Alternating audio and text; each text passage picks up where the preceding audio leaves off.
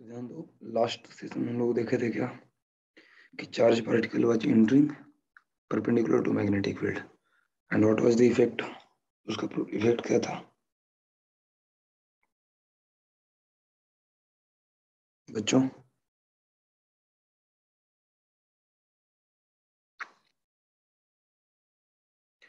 जब charge particle magnetic field से perpendicularly in कर रहा था तो what was the effect?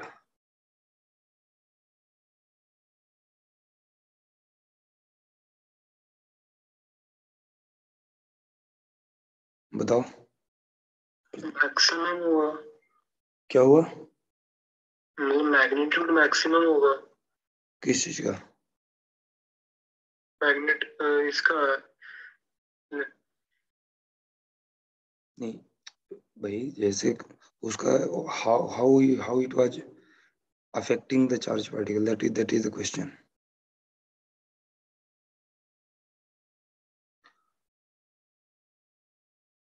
Shruti and प्रत्याशा,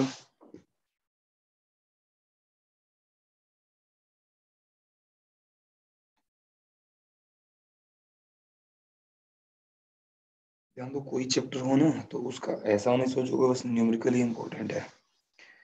क्या है कि न्यूमेरिकल ऑन द स्पॉट तो आपको बन जाएगा, ठीक है, बट लॉन्ग रन के लिए वो याद नहीं रहता है। तो हम लोग को याद वैसे ही करना पड़ता है बेसिक चीजें। आपको एक फ्लो डायग्राम बनाना चाहिए हर एक चैप्टर में कि हाँ ये चैप्टर का फ्लो कैसे है। जैसे यही चैप्टर है फोर्स ऑन मूविंग चार्जेस, चाहे इवन मैग्नेटिज्म जो होल यूनिट है। पहले मैंने चालू किया मैग्नेटिक मटेरियल है क्या भाई, मैग्नेट क्या है, बार मैग्नेट। फिर ठीक है मैग्नेट है, मैग्नेटिक फील्ड कैसे प्रोड्यूस करेगा, मैग्नेट की प्रॉपर्टी हमने थोड़ा सा पढ़ी कि भाई वो हमेशा डाइपोल में एग्जिस्ट करता है। फिर मैग्नेटिक फील्ड उसके कारण कितना होगा उस पर डिस्कशन किया। फिर आगे बढ़ते हुए ठीक है भाई मैग्नेटिक फील्ड प्रोड्यूस कर रहे हैं तो केवल मैग्नेट ही थोड़े प्रोड्यूस कर सकता है, even it can be produced by the current. फिर टॉपिक आया magnetic effect of electric current. फिर हमने इलेक्ट्रिक करंट के कारण मैग्नेटिक फील्ड पढ़ना चालू किया। उसमें दो तरीके से पढ़ा, कुछ calculation direct Biot Savart law से हैं, जैसे स्ट्रेट वायर वाला उस पर न्यूमेरिकल आया है ना। फिर उसमें एक्सिस पर पढ़े, फिर एक्सिस वाले से ये समझ में आया क्या भाई कि current carrying wire also acts as magnetic dipole, याद है ये ना ये। फिर मैग्नेटिक मोमेंट पर क्वेश्चन हुआ। फिर आगे बढ़ते हुए हम लोग डिस्कस किए एम्पियर सर्किटल लॉ।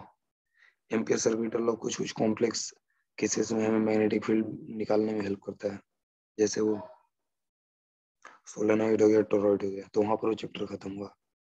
फिर अब मैग्नेटिक फील्ड प्रोड्यूस के लिए इस मैग्नेटिक फील्ड का मूविंग चार्ज है या हाँ मूविंग चार्जेस पर क्या इफेक्ट हो सकता है। अच्छा फोर्स लगेगा। अच्छा फिर मैंने लिखा है क्या है इलेक्ट्रिक फोर्स एक्ट, जब चार्ज स्टेशनरी है तो केवल और केवल इलेक्ट्रिक फोर्स लगेगा। जब वही मूव कर रहा है तो उस पर electric force and magnetic force दोनों लग सकता है। मैग्नेटिक फोर्स उसको हम लोग ऑरेंज फोर्स कहे। फिर हमने स्पेशली मैग्नेटिक फोर्स का डिस्कशन चालू किया।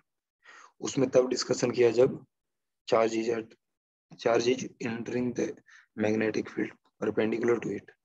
परपेंडिकुलर में क्या हुआ, सर्कुलर मोशन हुआ, यूनिफॉर्म सर्कुलर मोशन, जिसका टाइम पीरियड था 2πm/v/q and this is independent of radiation velocity या रेडिएशन एनर्जी।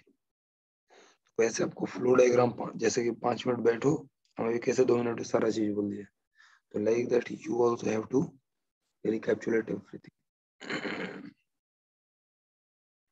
तब देखो कि लॉन्ग रन में क्या है ना कि आपको कंसेप्ट याद रहेंगे and you will be able to solve the numerical, समझे? ये तो पूरा कंसेप्ट गायब हो जाएगा। फिर अब उसके बाद हम डिटेल में जाएंगे कि हाँ वैसे सर्कुलर मोशन करेगा, लेकिन चार्ज पार्टिकल का अगर वो रीजन सॉरी मैग्नेटिक फील्ड के रीजन को बाउंड कर दें तो दो केस हो सकता है, या तो जिस एंगल पर इनके उसी एंगल पर बाहर आएगा और नहीं तो डेविएशन होगा। समझ में आई बात? तो आप जो डेविएशन की बात कर रहे हो ना कि ज्यादा होगा ये हो, भाई वो तो एंड चीज तुम बस बोल दिए। हम पूरा जानना चाह रहे थे कि भाई परपेंडिकुलरली इन किया अगर जो डायरेक्शन ऑफ मैग्नेटिक फील्ड से तो how what in what way it can effect. Circular बात में हाँ नहीं तो वही कर रहा हूँ ना कि अभी अभी तो मैंने सारा पूरा तुम्हें हिस्ट्री बता दिया इसका। So that is how you have to remember all the chapters. समझ रहे हो बच्चे? श्रुति? हाँ सर। एकदम आपके लिए फिजिक्स ना, जब तक हनुमान चालीसा नहीं बनाओगे ना, तब तक सारे क्वेश्चंस टाइमली अटेम्प्ट करना बहुत मुश्किल काम है, जान जाओ। क्योंकि देखो, मैं पिछले बार भी जब डिस्कशन किया था तो उसमें मैंने बताया था, भाई डे बाई डे ना कंपटीशन बढ़ रहा है, डे बाई डे बहुत कंपटीशन बढ़ रहा है। हमारे यहाँ पर एक बच्ची पढ़ने की आई है ऑफलाइन पढ़ने के लिए। मैं देखा यार, उसका रिपीटर भी नहीं है, मतलब कि अपीयरिंग बच्ची है, अभी 12th में है। ये हार्ड वर्क करती है, सुबह से लेकर के रात भर बैठी रहती है पढ़ने के लिए, और टैलेंट सुपर टैलेंटेड भी है। बताओ, तुम लोग कंपटीशन वैसे वैसे बच्चों से है। अनलेस यू कहते हैं ना कि you strive to get something, nowadays it is very difficult. बस इतना जान लो, सीट्स लिमिटेड हैं, बच्चे अनलिमिटेड हैं, कंपटीशन भी अनलिमिटेड है। लेकिन ऐसा नहीं कि बहुत टफ चीज है। आखिर क्लास में मैं समझा रहा हूँ, समझ में तो आ रहा है ना सारी चीजें। बस दिक्कत है कि उसको हम लोग होल्ड नहीं कर पा रहे हैं। तो उस दिक्कत को कैसे रेक्टिफाई करेंगे?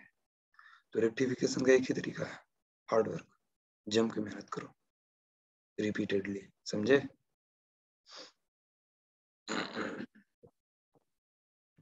एफर्ट मारना होगा जम के। ओके, तो अब हम लोग कुछ एंगल पर एंट्री दे रहे हैं, देखते हैं क्या होता है।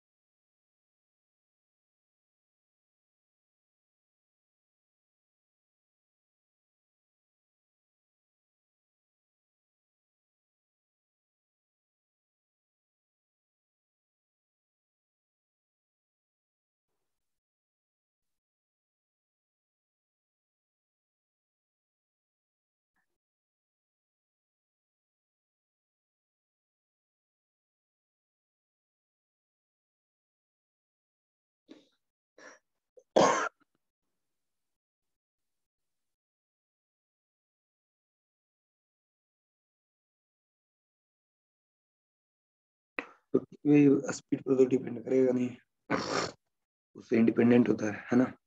ज्यादा स्पीड है तो मैंने बताया था रेडियस ज्यादा हो जाएगा, कम स्पीड है तो रेडियस कम होगा, लेकिन पीरियड तो सेम रहेगा। और कितना होगा, ये बात समझ में आई? हाँ सर। हाँ सर।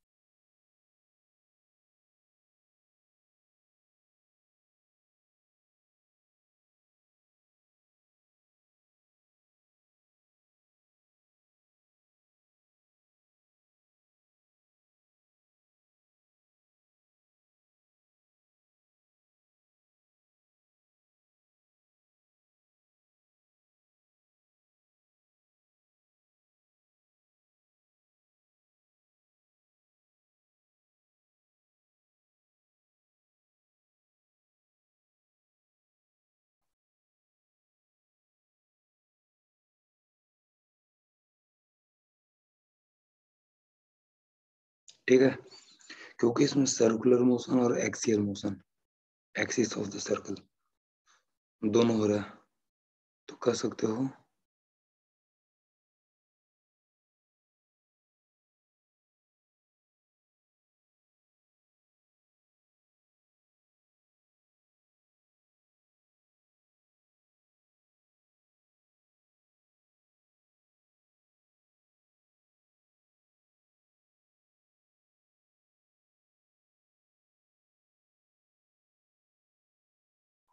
हेलिकल पाथ पर मूव करेगा, चार्ज आपको ऐसे चलेगा, सर्कल पर भी चलता रहेगा और पैरेलली एक्सिस के लॉन्ग प्रोग्रेस करेगा।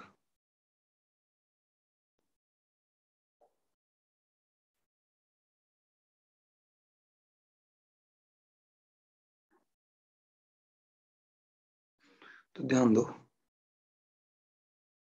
इसमें, and this is the magnetic field direction.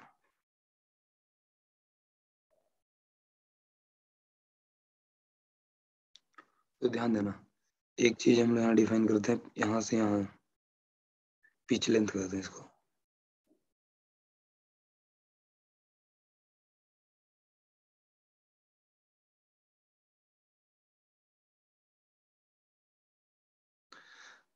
Screw का टीथ देखे हो, वो जैसे प्रोग्रेस हो रहा है वैसे ही चार्ज पार्टिकल भी प्रोग्रेस हो रहा है।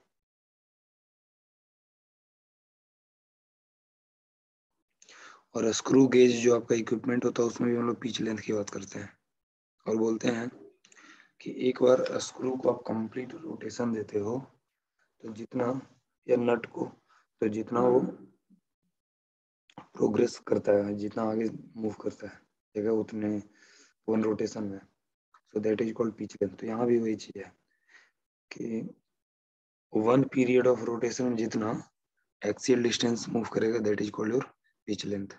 अब एक्सियल डिस्टेंस यहाँ पर जो है वो क्या है, आप कह सकते हो इट इज सेम एज जो हमने बोला कि वन कंप्लीट रिवॉल्यूशन में जितना एक्सियल डिस्टेंस मूव कर रहा है, क्योंकि वन कंप्लीट रोटेशन का ही तो पीरियड टी है ना। तो पिच लेंथ हम लोग डिफाइन करते हैं, it is the axial distance moved by the charge particle in one complete rotation.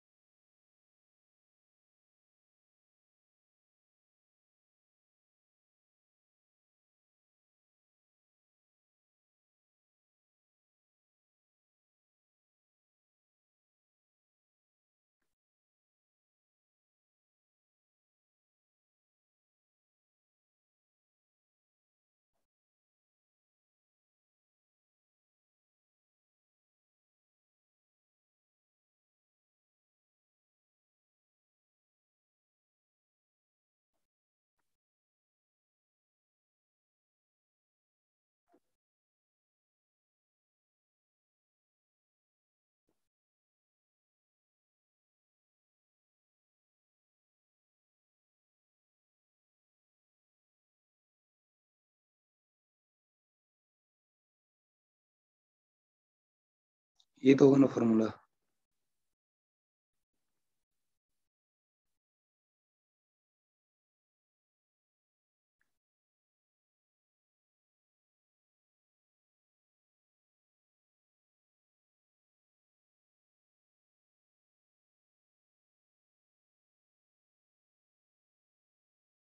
So this is your pitch length।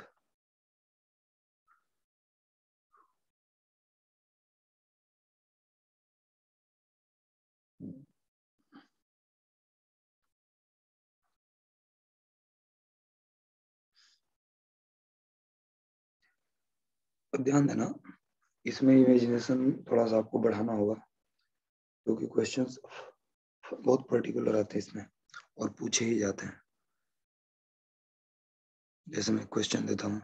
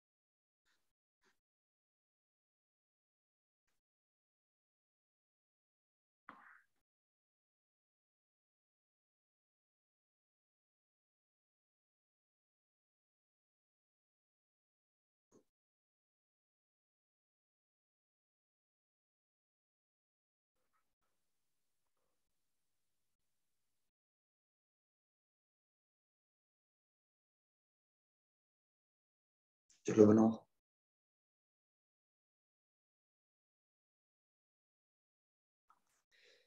ध्यान दो, मैं थोड़ा वेलोसिटी को और टिल्ट कर देता हूँ।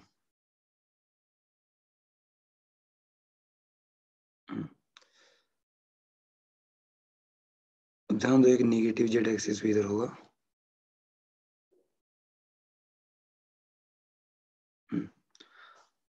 अब समझना इस बात को कि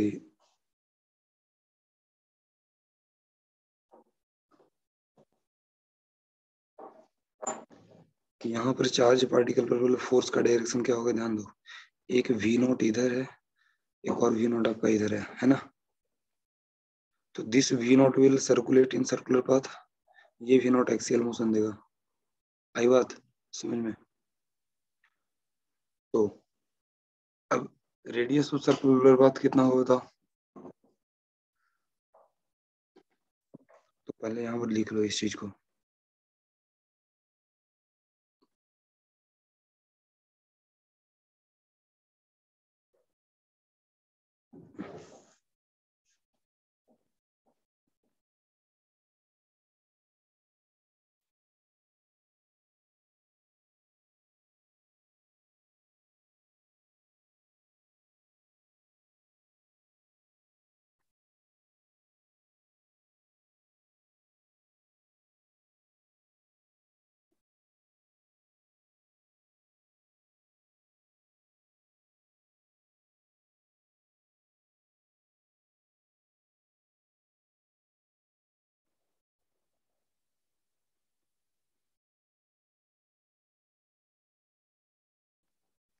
तो पहले तो अपने को क्लियर हो जाना है भाई कि कौन कंपोनेंट से क्या होने वाला है, ये क्लियर है। अब हमें कभी भी सेंटर ऑफ सर्कुलर पाथ निकालना है, ठीक है? तो तुरंत आप भी क्रॉस बी करो और देखो कि फोर्स का डायरेक्शन किधर जा रहा है। जिधर है सेंटर उसी लाइन पर लाई करेगा। मेरी बात समझ में आई? At a radial distance R. तो आप भीजे है हमारा जो सर्कुलर कंपोनेंट है, सर्कुलर मोशन का कंपोनेंट है।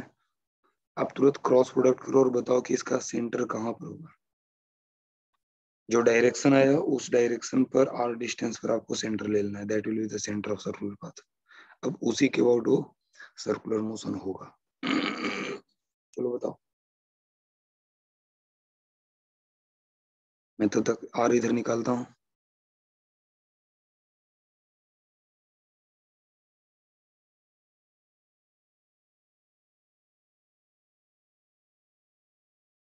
चलो हमारा तो आर आ गया।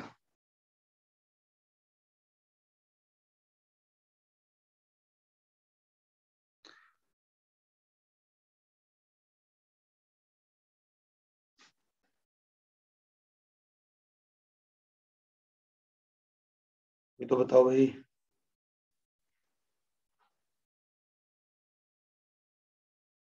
श्रुति, चलो बताओ। V क्रॉस B का डायरेक्शन किधर होगा?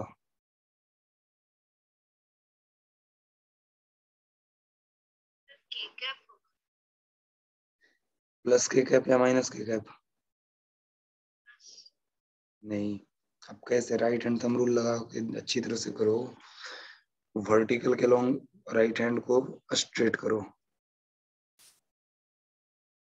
और हैंड का फेस होना चाहिए एक्स एक्सिस के लॉन्ग, क्योंकि कर्ल उसी के लॉन्ग होना है। हैंड का फेस आप एक्स एक्सिस के लॉन्ग करते हुए वर्टिकली करो पहले। चलो दोनों को अपना काम करो और फिर बी के लॉन्ग उसको मतलब कि फिंगर को एक्स एक्सिस की तरफ ले जाते हुए मोड़ दो। थंब किधर दिखा रहा है?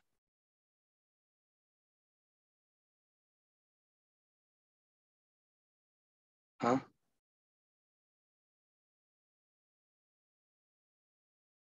श्रुति। सर ऊपर राइट की तरफ। राइट की तरफ कैसे आ रहा है, हमें नहीं समझ में आ रहा। आप अच्छा से नहीं कर रहे हो। आप राइट हैंड के थंब को, राइट हैंड के फिंगर को स्ट्रेट रखो वाई एक्सिस के लॉन्ग, और हैंड का फेस जो होना चाहिए वो एक्स एक्सिस के लॉन्ग होना चाहिए, जिधर सेकंड वेक्टर है ये। वी नॉट नहीं, ये इसके अलोंग, मतलब कि हैंड का कुछ मैं ऐसा आपको करने के लिए कह रहा हूँ।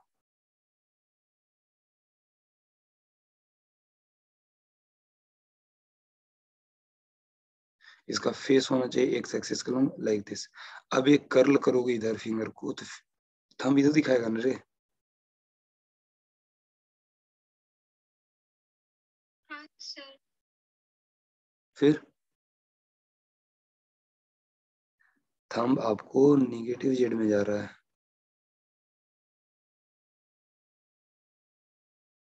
प्रत्याशा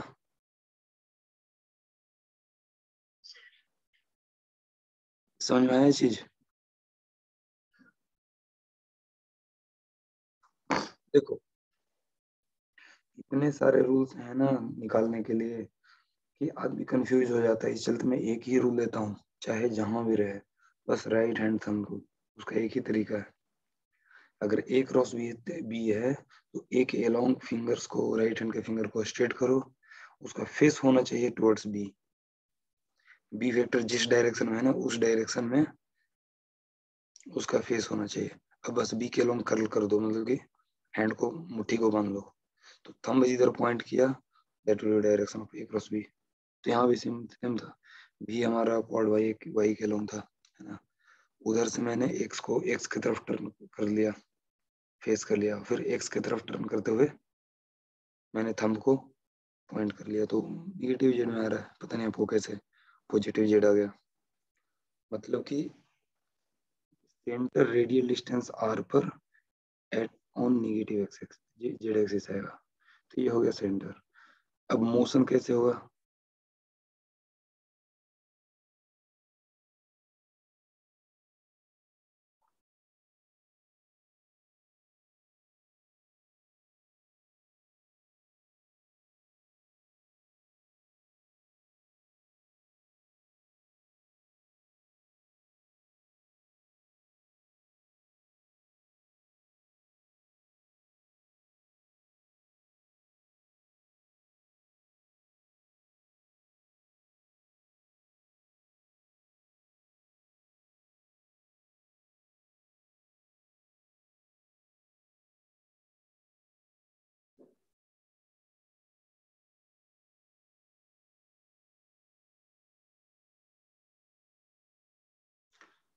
एनीवे ये टेंजेंट दूसरे चल जा रहा है, छोड़ो इसको हटाओ।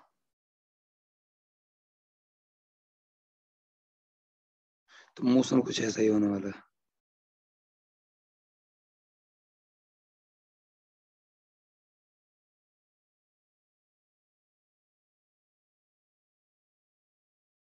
समझ आई बात?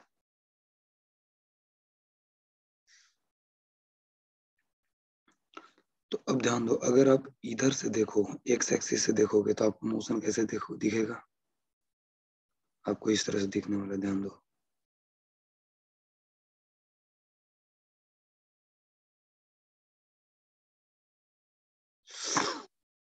अब एक्स डॉट में आ गया, ध्यान दो।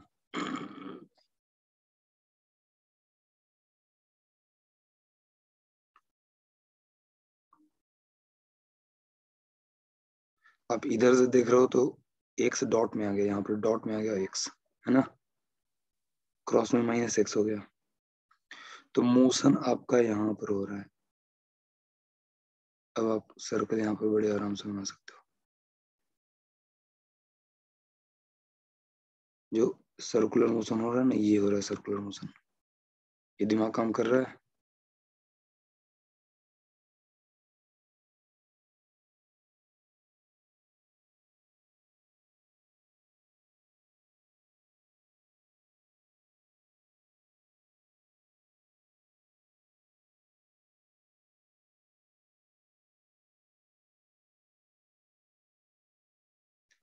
ये फिगर क्लियर है कुछ?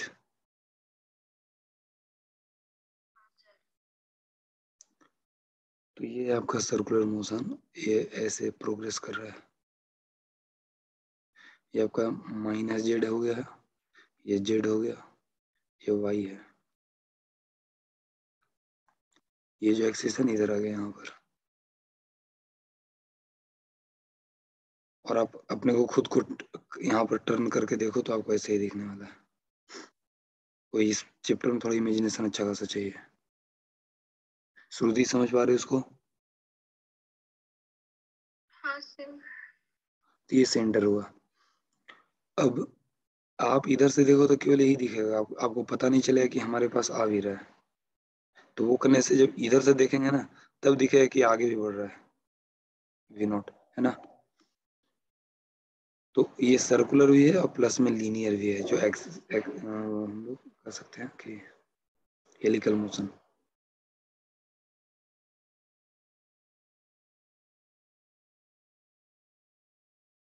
तो 3D को यहाँ पर 2D में दिखाना थोड़ा टफ काम है, लेकिन anyway we will try to learn. तो अब T/3T/4 है, मतलब T/2 + T/4। तो T/2 में यहाँ से यहाँ गया और T/4 में फिर क्वार्टर गया, तो कुछ यहाँ पर होगा होगा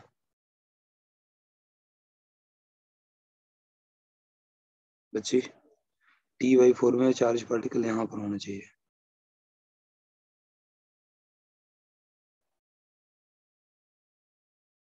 देख लो, T/2 में हाफ सर्कल, फिर T/4 में क्वार्टर सर्कल। मतलब Z हो गया -R और Y भी हो गया -R।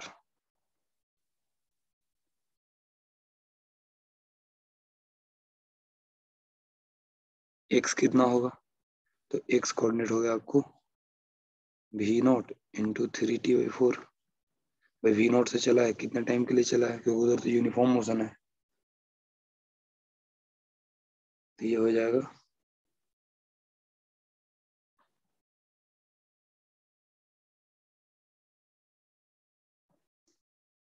और इसको 3/4 से मल्टीप्लाई कर दो।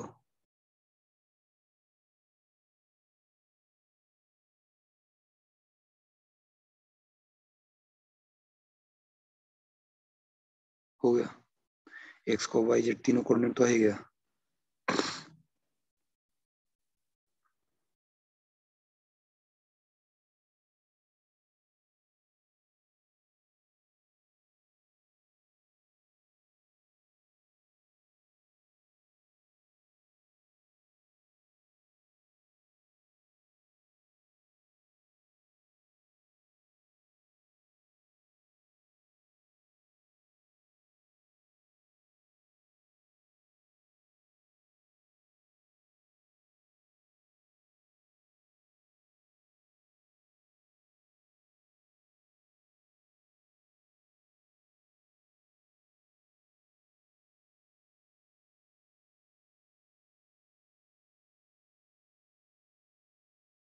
अब बताओ, जब इसको 2-3 बार प्रैक्टिस नहीं खुद से करोगे तो कैसे होगा ये याद रहेगा कभी? और ऐसा क्वेश्चन आप देखो पूछा हुआ है, इसमें लोग पूछते हैं ऐसा ऐसा क्वेश्चन, समझे। तो ये क्वेश्चन में कैलकुलेशन टफ नहीं होता है, इस क्वेश्चन की कैलकुलेशन बहुत ही इमेजिनेशन को इन्वॉल्व करता है, and that you must learn. आपका अगर इमेजिनेशन सही नहीं है तो आप चाह करके भी इस क्वेश्चन को अच्छा से बना नहीं सकते हो। समझ में आई बात बच्चों? हाँ सर। हाँ सर। अभी पुल चला गया क्या?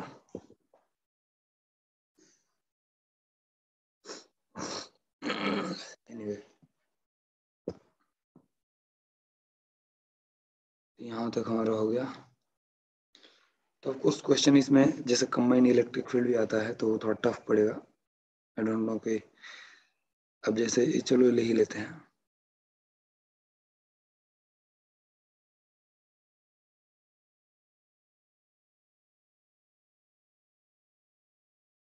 अब क्वेश्चन है कि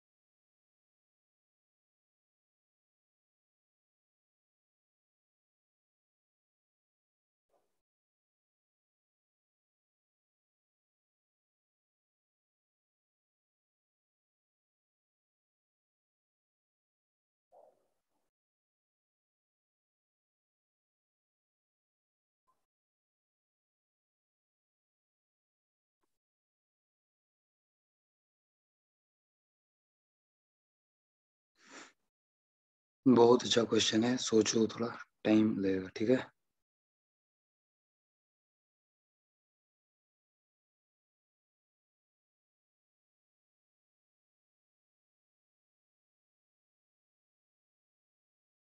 अब ध्यान दो, यहाँ पर जो इसका चार्ज पार्टिकल का जो मोशन है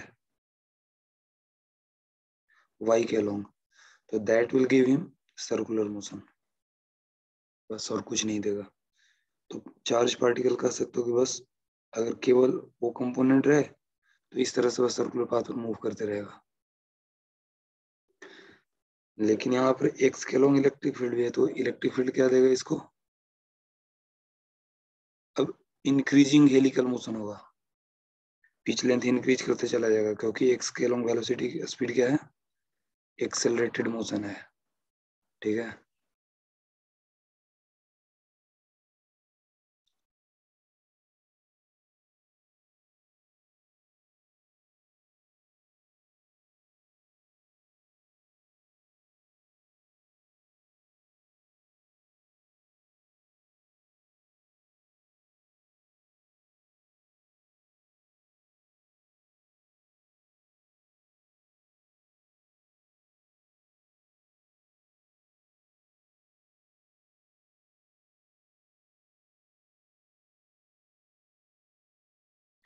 तो मान लो कि सर्कुलर पाथ का मोशन है, ध्यान देना, समझो इसको। आप अगर इधर से देखोगे तो ऐसा ही दिखने वाला है आपको।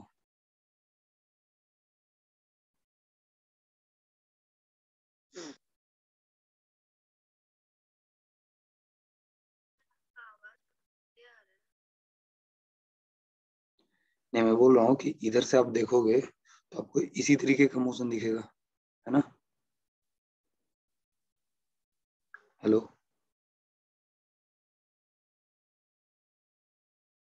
हेलो, आवाज भी जा रही है ठीक। हाँ सुनिए, आपको सर आपका आवाज बीच में कट जा रहा था। एक सेकंड, स्क्रीन अटक गया है क्या।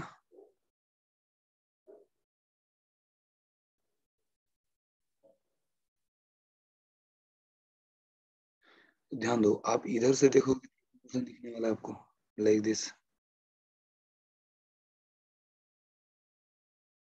सॉरी, मैं गड़बड़ कर दिया थोड़ा सा, जस्ट वेट।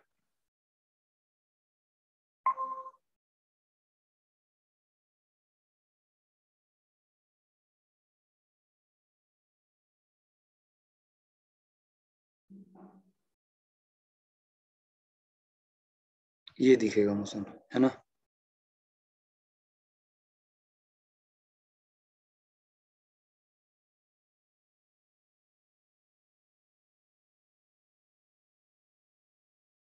कौन सा क्या दिखेगा, जब स्क्रीन में वैसे कुछ दिख नहीं रहा। नहीं, कैसे दिख रहा है, अभी दिख रहा है भाई। मतलब वो पुराना वाला पार्ट ही दिख रहा है, वो V naught J will cause charge particle to move on circular.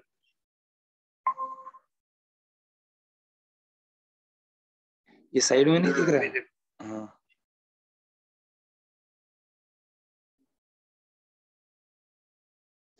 तो चार्ज पार्टिकल आपको इस तरह से मूव करने वाला है, ध्यान दो।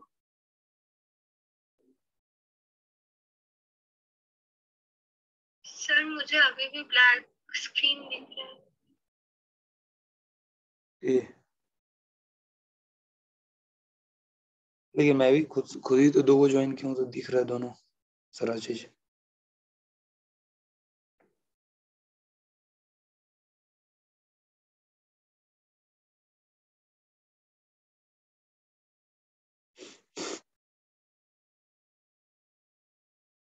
हेलो,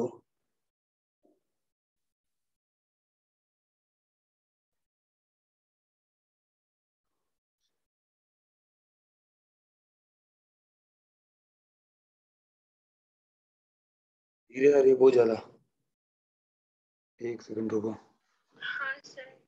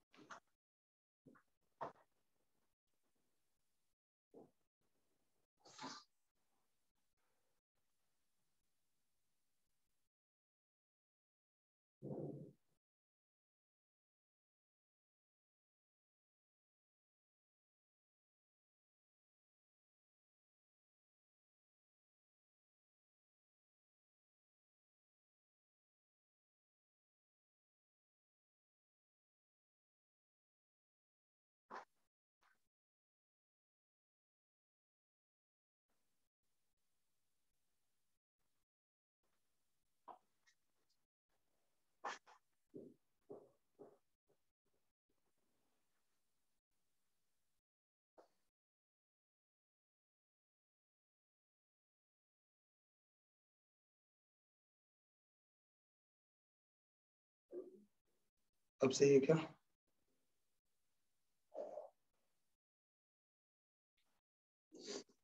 हाँ तो ध्यान दो। मैं बोल रहा था कि यहाँ पर चार्ज पार्टिकल क्या करेगा, लाइक दिस। एक तो एक्सियल मोशन होगा, यहाँ पर ध्यान दो, ये हमारा वाई एक्सिस है, ये आपका जेड एक्सिस है। तो ये जो वी नॉट है it will always remain in Y Z axis. किसी भी टाइम पर देखो, अगर मान लो एंगल थीटा बनाता है तो वी नॉट का वाई एंड जेड जो कंपोनेंट होगा this will be totally V naught only. तो हम लोग कह सकते हैं कि वी नॉट इक्वल टू हो गया आपका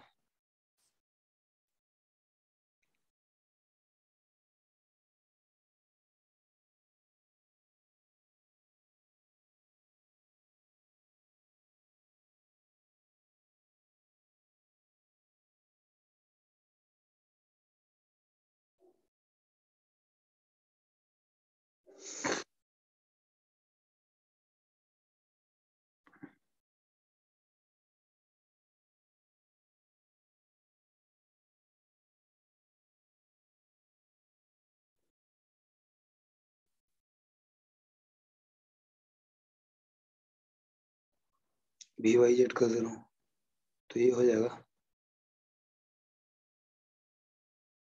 कुछ मान लो थीटा एंगल है तो ओमेगा अगर एंगुलर स्पीड है तो ओमेगा टी हो जाएगा थीटा टाइम पर, और कॉस कंपोनेंट देखो तो वी नॉट का कॉस कंपोनेंट माइनस जेड में है।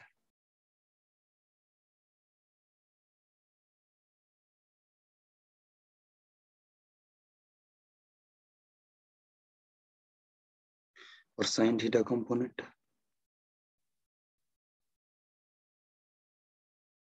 जे में है।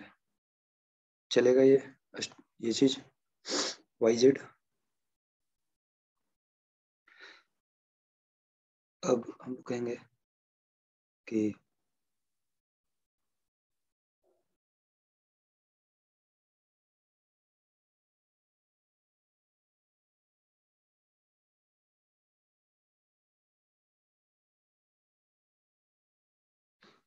एक्सेलरेशन ए कितना होगा, तो क्यू ई इस पर फोर्स है, ध्यान देना क्यू ई नॉट फोर्स है बाई मास एम,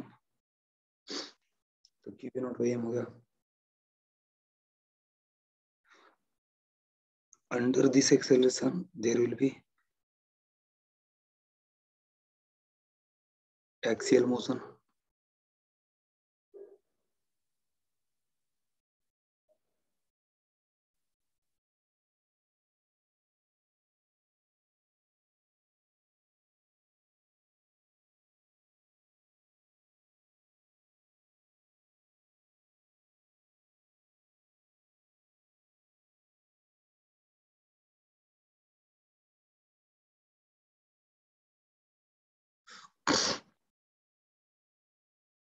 और वी एक्स यहाँ आने वाला which is U U X plus A X T कहोगे, यू एक्स तो जीरो है,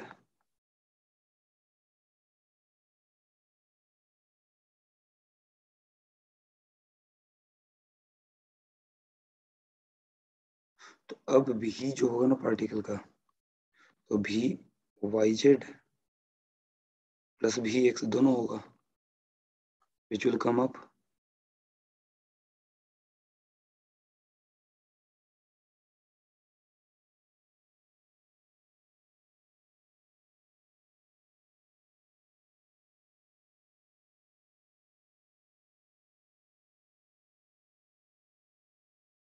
थीटा लिखो या ओमेगा टी लिखो, बात बराबर है क्योंकि ओमेगा कांस्टेंट है ना। ये बात समझ में आई, किसी टाइम पर चार्ज पार्टिकल की यही वेलोसिटी होगी। ये फॉर्मूला कितने लोग को समझ में आया?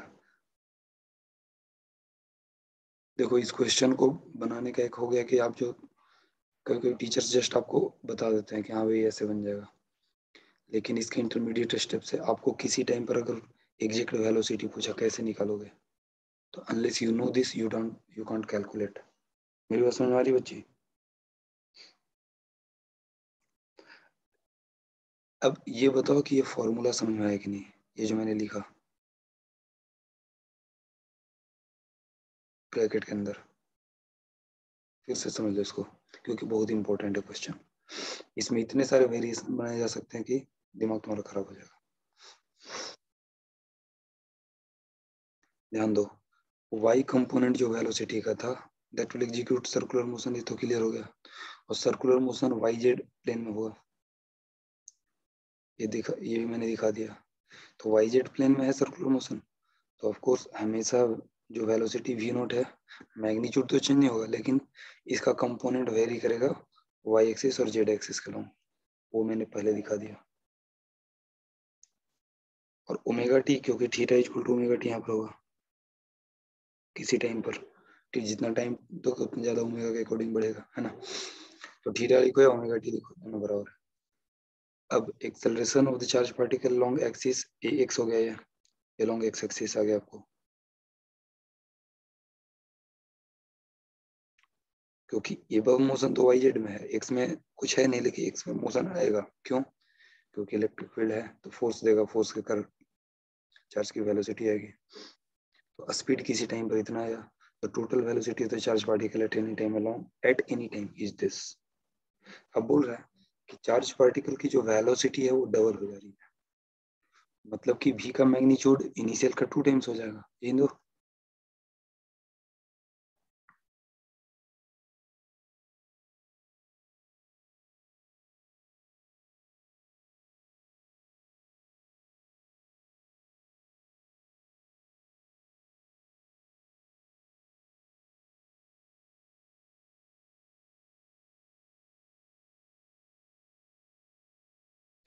तो वेक्टर की मैग्नीट्यूड कैसे लिखते हो?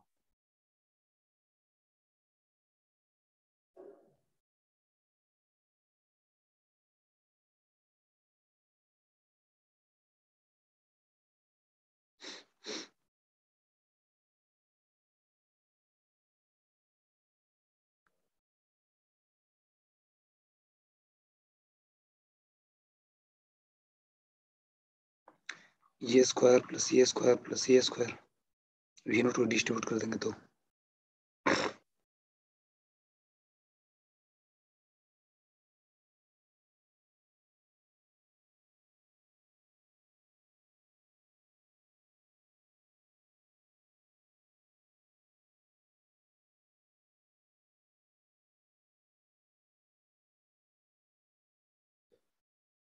ऑफ कोर्स ये sine square theta plus cos square theta V naught हो गया फिर से, जो कि होना भी चाहिए था।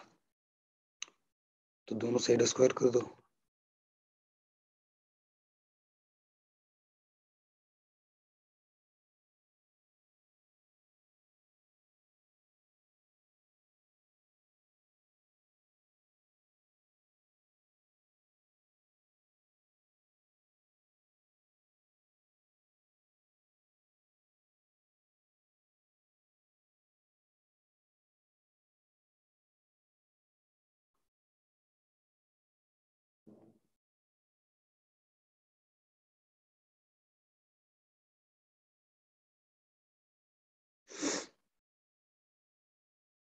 इस तरीके से एक्सप्लेनेशन जानते थे पहले।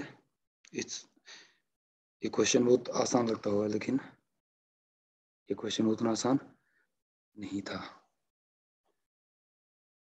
भले लोग इसको बना दें, ठीक ना, आंसर भी याद हो जाए, लेकिन मैंने उतना क्वेश्चन बहुत अच्छा क्वेश्चन है।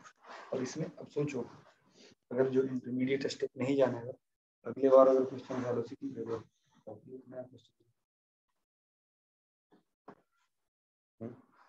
लेकिन नया क्वेश्चन नहीं है, ओल्ड क्वेश्चन के पैटर्न इसी चलते किसी भी न्यूमेरिकल का सॉल्यूशन केवल जानना नहीं, लेकिन सॉल्यूशन को अच्छी तरह से लर्न करना बहुत, तब आपका टोटल कंसेप्ट क्लियर होगा, then you can apply that concept in the next question। ठीक है, अब यहाँ पर ध्यान दो, आपको मैं वेलोसिटी इनिशियली वैसा ना दे करके मान लो ये दे दिया होता कि बताओ initial velocity v equal to है v naught I plus v naught j। अब बताओ velocity when velocity gets doubled, अब तो स्मैश हो जाता पूरी तरह से। when the velocity gets doubled. अब ध्यान दो, अब यहाँ पर ये नहीं होगा, ये x में इतना ही नहीं होगा, x में ux 0 नहीं है, यहाँ पर v नॉट डालना होगा। समझ आ रही बात? अब आपको vx ये हो जाएगा, तो सोचो कितना कॉम्प्लिकेटेड हो गया। अब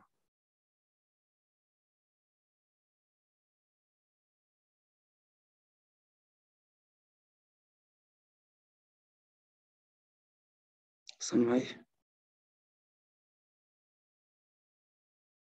और एक अच्छा क्वेश्चन बन जाएगा। तो anyway, point is that we have to learn the concept very well explained way में। now coming to charge particle पर बहुत मोशन करा दिया, बहुत फोर्स लगाया। अब थोड़ा आते हैं force on current carrying wire.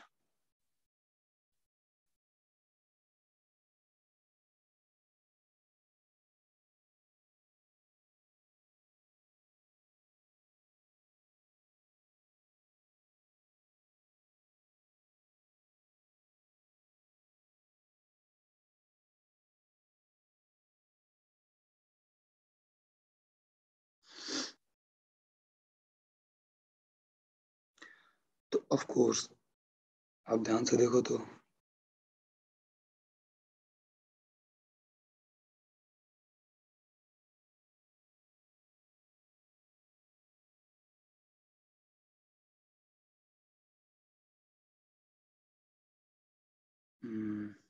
Like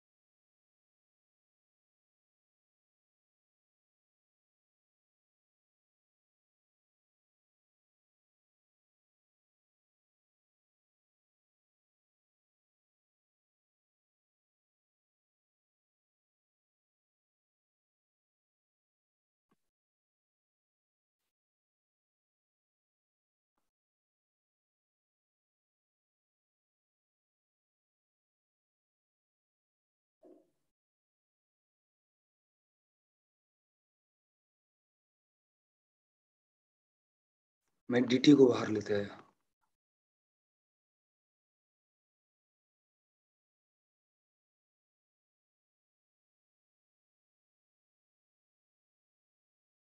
तो ये हो गया आपका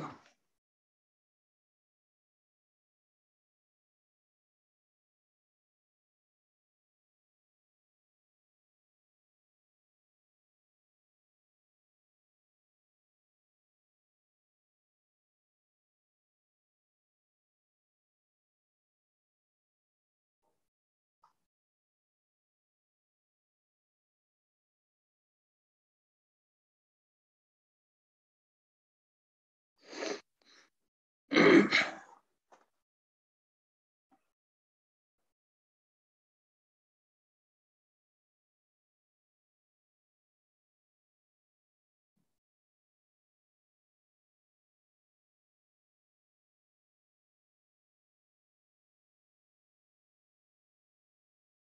समझ में आया?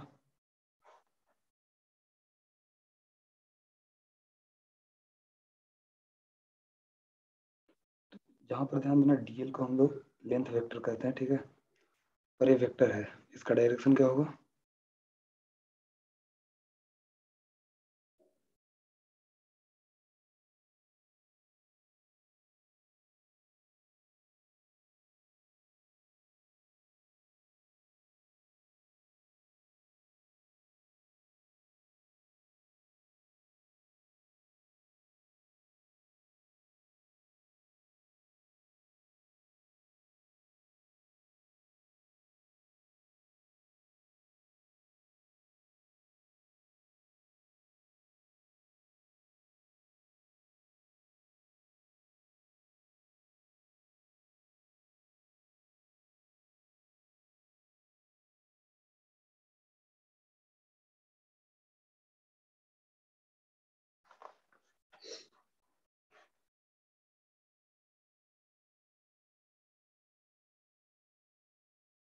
जस्ट एक सेकंड रुक जाओ।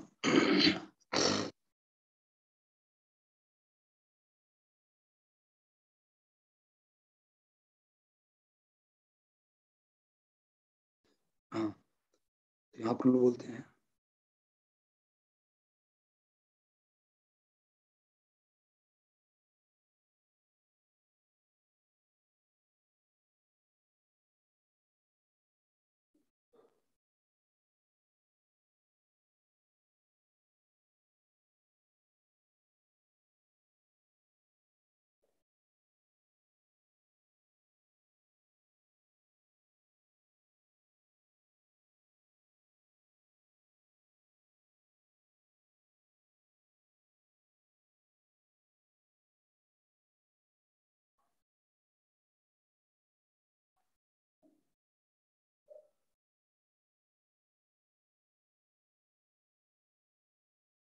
ठीक है,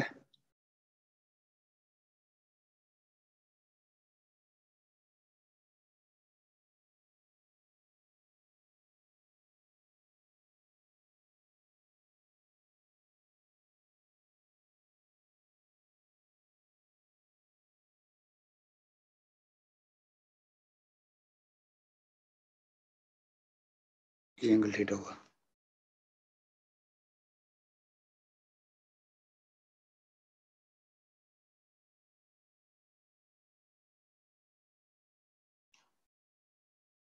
मैं जस्ट एक मिनट आया,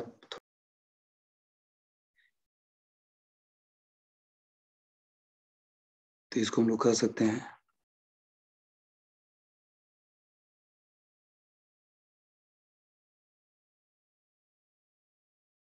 ओके। जैसे यहाँ पर फोर्स किधर होगा इस केस में, तो आप एल के क्रॉस फिंगर को स्ट्रेट करो, बी के लॉन्ग कर्ल कर दो, देखो तो किधर आ रहा है इलेक्ट्रिक फोर्स ऊपर वाले केस में।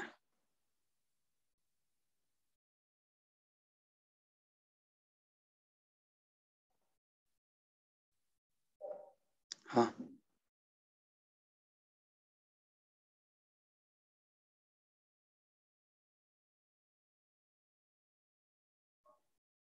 इनटू द प्लेन आएगा, यहाँ पर जो फोर्स लगेगा इनटू द प्लेन आएगा। आप लोग कर पा रहे हो इसको?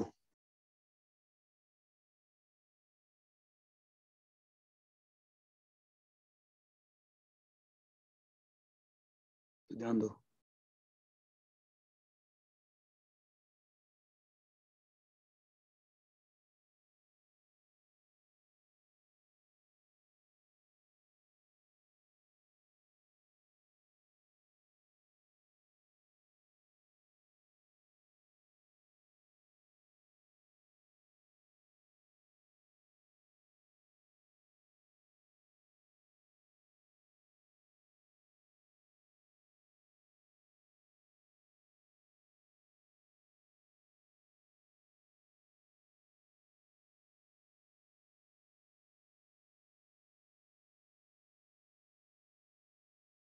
ठीक है।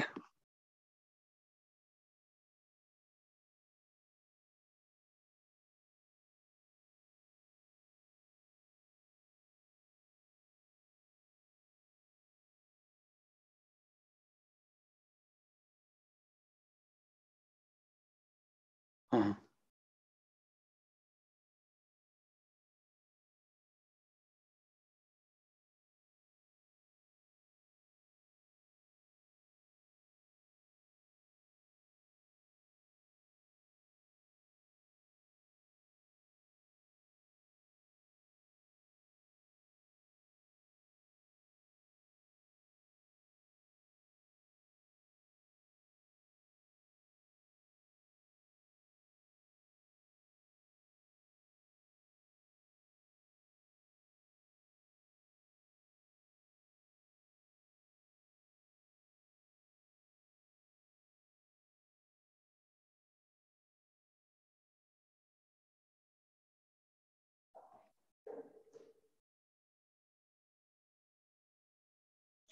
ध्यान देना, हम लोग बोलते हैं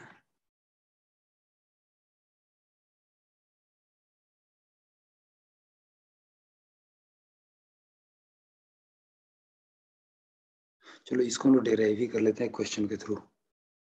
ये जो क्वेश्चन एक लिखो,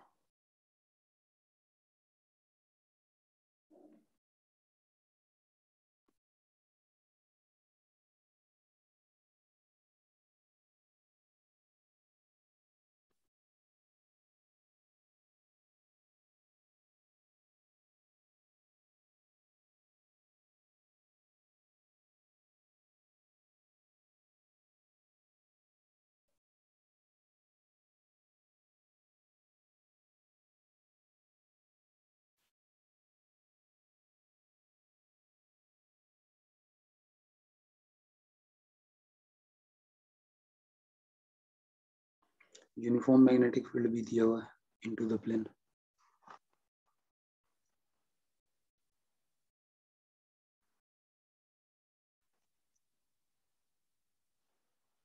अब इसमें करंट टेक्निकल प्लेस्ड है लाइक दिस।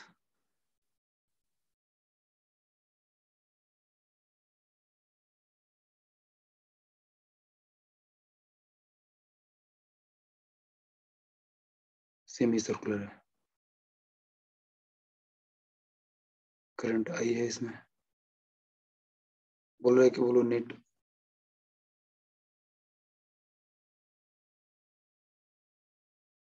रेडियस आर दिया हुआ मान लो।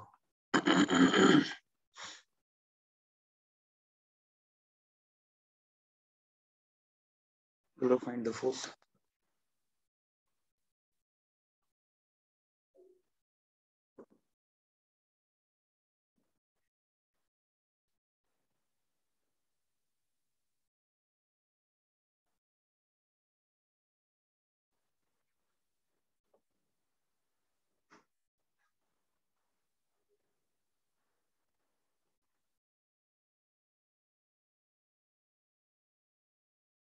नहीं,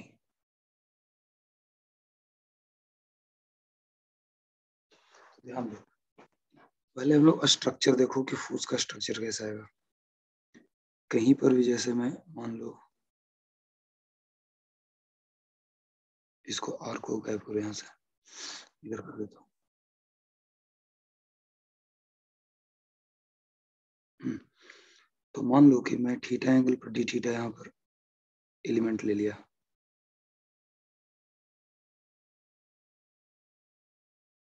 तो ये जो डीएल लेंथ हुआ ये आर डी थीटा हो गया।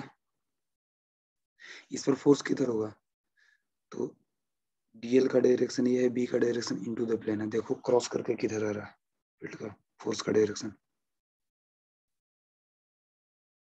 आप क्रॉस प्रोडक्ट का रूल से हमें जल्दी बताओ, जितना जल्दी हो सकता है।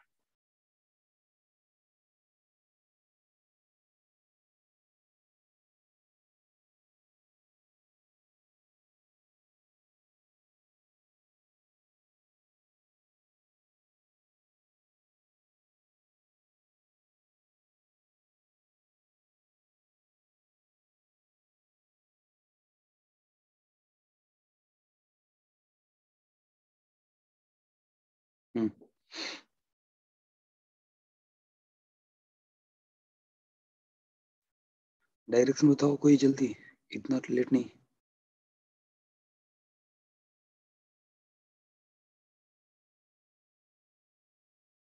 हाँ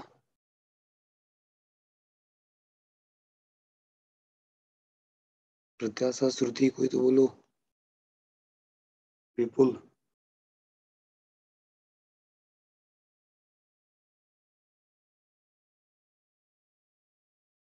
भाई मैग्नेटिक फील्ड यहाँ पर इनटू द प्लेन है, डीएल का मैंने डायरेक्शन बता दिया। आउट कैसे होगा यार, आप अपना फिंग इनटू द प्लेन भी नहीं होगा। आप क्या करो, राइट हैंड के फिंगर को स्ट्रेट इधर इस लाइन के अलाउन अलाइन करो और face into the plane direct होना चाहिए, हैंड का फेस अंदर जाना चाहिए, क्योंकि कर्ल उधर ही करना है, ठीक है। कर लिए जल्दी से। अब अब मुट्ठी को बांधो और बताओ किधर आ रहा है। अब बी के लॉन्ग फिंगर को, भाई ये ऐसा स्ट्रक्चर बनने वाला है, ध्यान दो।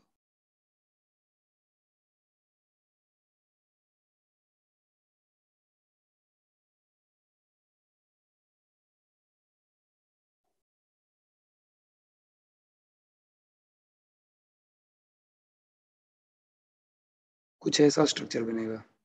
अब आप फिंगर को इसको जस्ट घुमा लो इनटू द प्लेन। ये ध्यान देना, पाम का फ्रंट नहीं है, ये बैक पोर्शन है पाम का, ठीक है। This is the back portion of right hand palm. अब इसको आप ऐसे करके कर्ल करो, क्योंकि इनटू द प्लेन इसको जाना है। तो फिंगर किधर दिखा रहा है, ये डायरेक्शन दिखा रहा है ना। समझ में आया कुछ, रेडियली आउटवर्ड।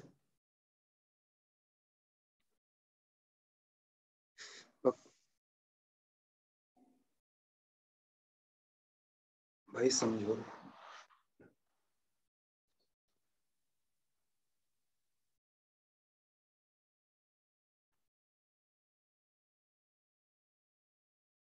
ध्यान दो स्क्रीन पर।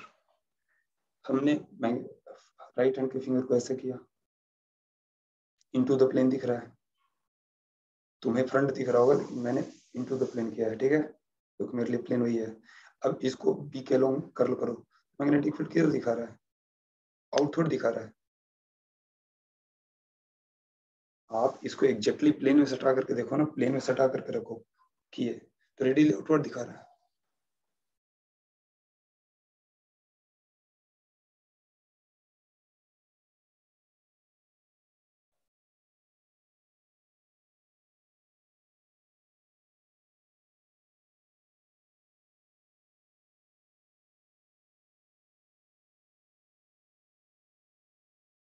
समझ में आई बात, ये रेडियली आउटवर्ड दिखाएगा भाई। ये आपको करना सीखना होगा। सबको समझ में आया कि केवल हमें ही समझ में आ रहा है।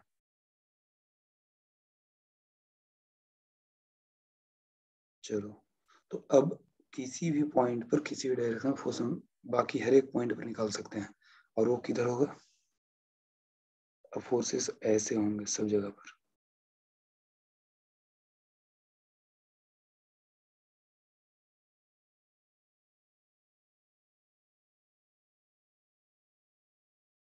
अब यही फोर्स का नेट फोर्स हमें निकालना है। अच्छा, इसका थोड़ा कॉमन सेंस लगाओ और बताओ कि नेट फोर्स किधर जाएगा।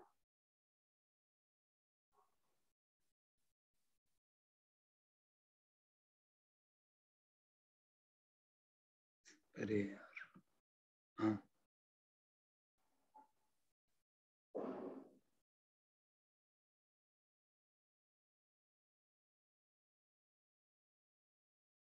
बताओ नेट फोर्स का डायरेक्शन किधर होगा।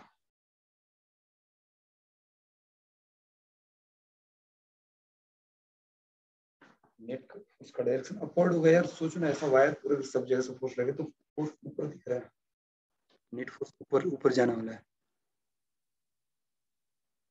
तो फॉर टाइमिंग ठीक, यहाँ पर डीएफ का भी जो डायरेक्शन है, DF is directed eight angle theta, देख लो रेडियली अवे है।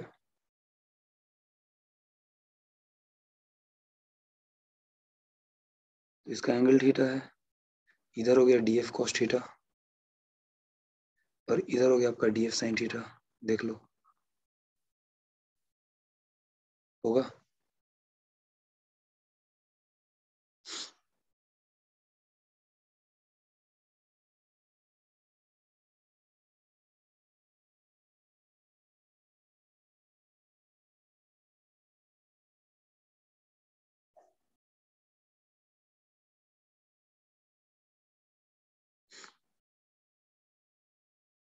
और DF की वैल्यू कितनी बताओ?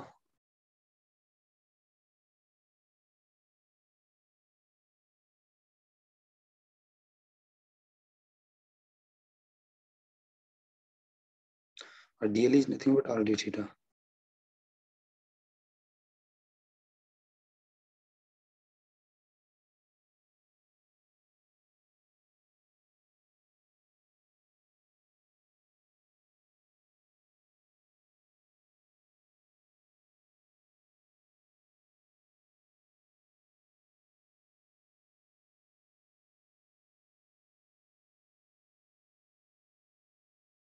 और कहाँ से कहाँ तक होगा? ध्यान दो, 0 से पाई तक करना होगा ना।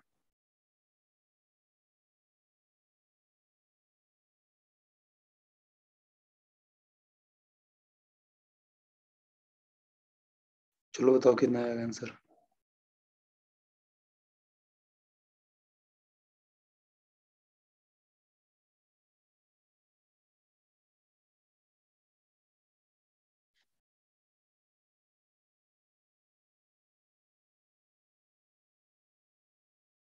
cos का साइन sin 0 0 sin पाई भी 0, तो ये 0 हो गया। x कह रहा हूँ, कोई फोर्स नहीं है। और ये साइन का हो गया माइनस कॉस, है ना। cos पाई -1 और cos 0 1 हो गया, तो -1 तो -2।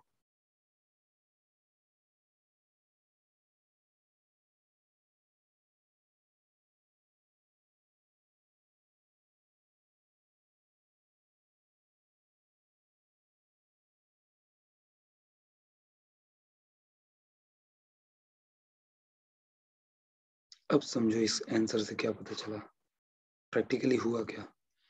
भैया 2r is nothing but the vector length, इसको हम लोग कहते हैं। स्टार्टिंग फ्रॉम यहाँ गोइंग अप टू दिस,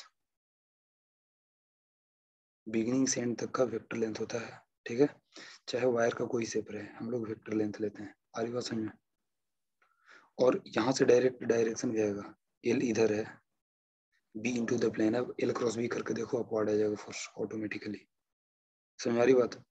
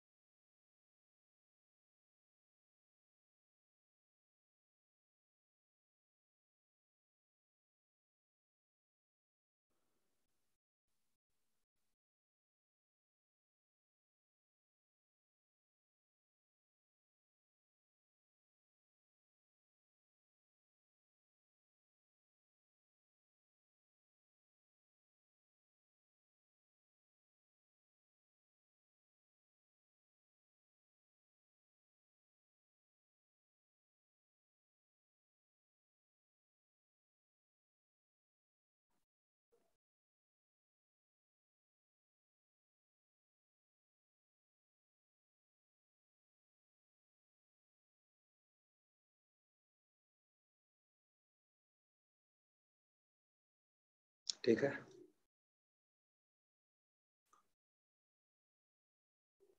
जैसे एक ये क्वेश्चन है,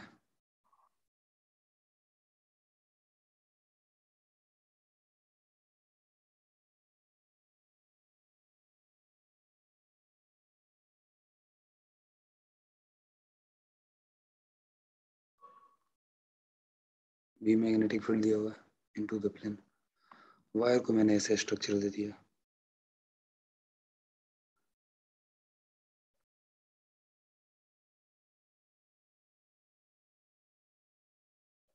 ये दो ठो सेमी सर्कल में काटा हुआ है, करंट जा रहा है।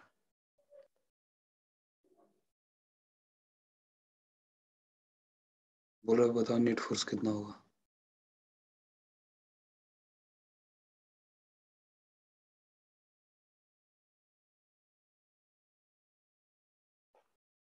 हाँ?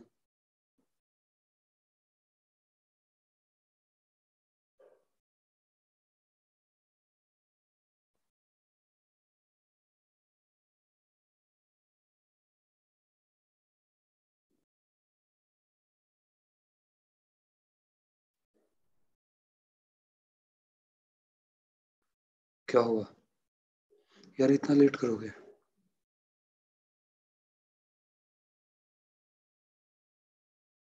हाँ,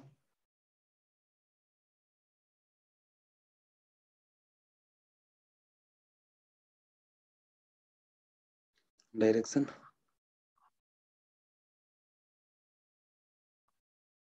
ये समझ आ रहा है सबको?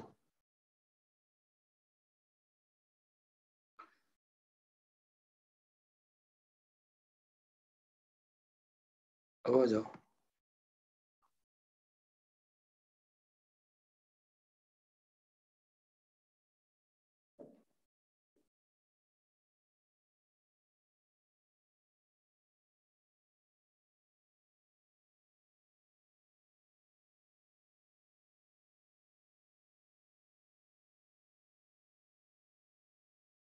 तब क्या होगा?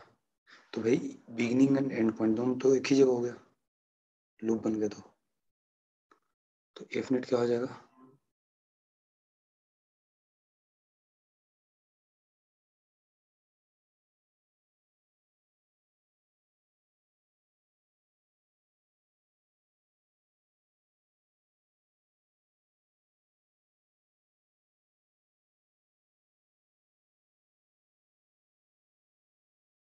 हमेशा, ऑलवेज।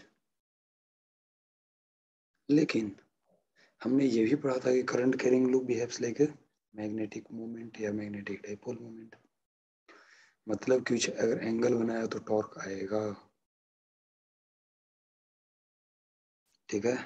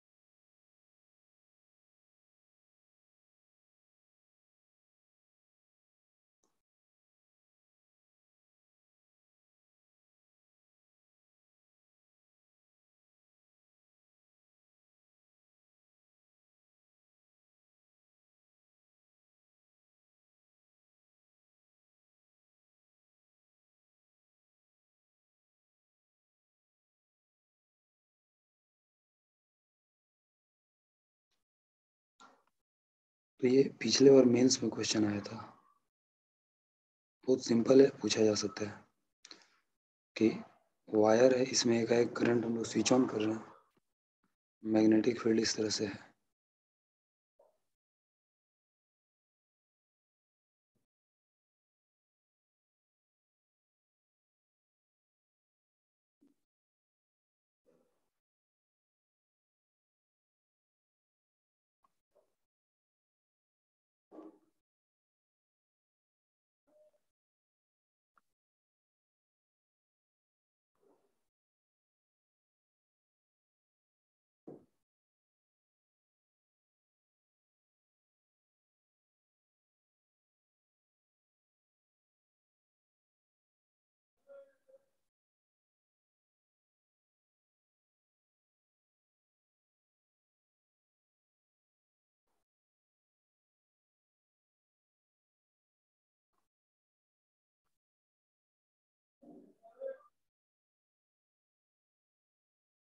करंट ऐसे मान लो मैंने स्विच ऑन किया तो क्या होगा, तो ऑफ कोर्स फोर्सेस तुरंत रेडियली आउटवर्ड लगना चालू करेगा, है ना। It will get converted into circle. तो उन्होंने दिया था कि क्यूब बन जाएगा, फिर सॉरी स्क्वायर बन जाएगा, फिर रेक्टेंगल बन जाएगा, फिर इलिप्स बन जाएगा, फिर सर्कल। 4 ऑप्शन थे, ठीक है।